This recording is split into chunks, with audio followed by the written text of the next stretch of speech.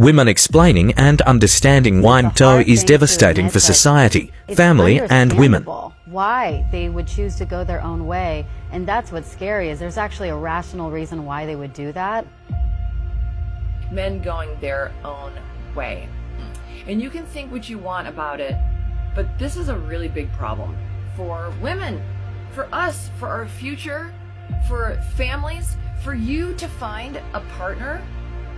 If a population of good men are walking away because they're fed up with women. If you're being told all your life that you are bad and wrong just for being a man, and that you have toxic masculinity for being a man, and that, you know, women, there's this famous expression that, you know, a woman needs a man just like a fish needs a bicycle.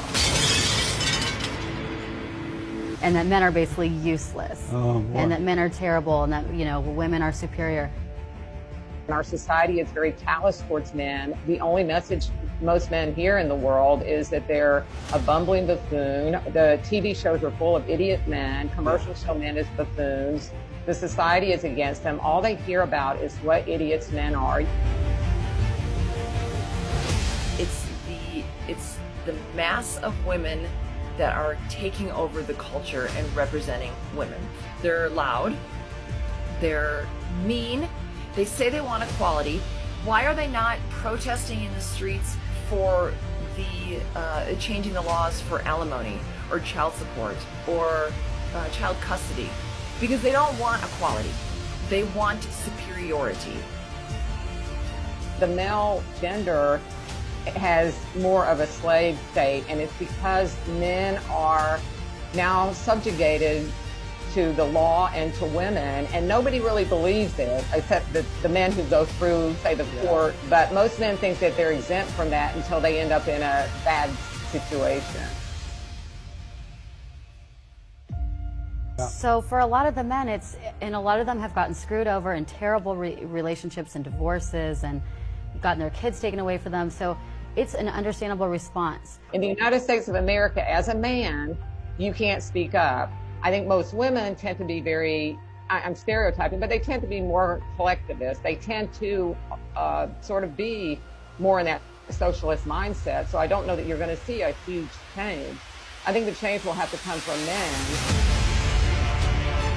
The lives of women will not change until the men get the opportunity to also examine and define and change their lives. In many ways, I sometimes think that the 20th century was the century where the women made all these massive changes, and the 21st century will be the changes that the men will make, partly in adapting to the changes that the women have done. And those men are doing something about it. They're saying, you know what, I'm done with this. I'm not getting married, or I'm divorced. They don't sit around just trying to live their life through women. They actually have lots of hobbies. They go out, they buy that land you were talking about. They're out there getting motorcycles. They're having a good time, and they're enjoying life without having to deal with the stress of the women and the society that tells them they have to have a woman in their life. How would you feel? I mean, you know, you're not going to feel that attracted to a woman or care to be loving towards her or romantic towards her. So this men going their own way is a reaction to that. I really think it's a rational reaction to that. Men are finally like, hey, we've given you all you want. You know, you are equal in every way, and then you're still shaming us.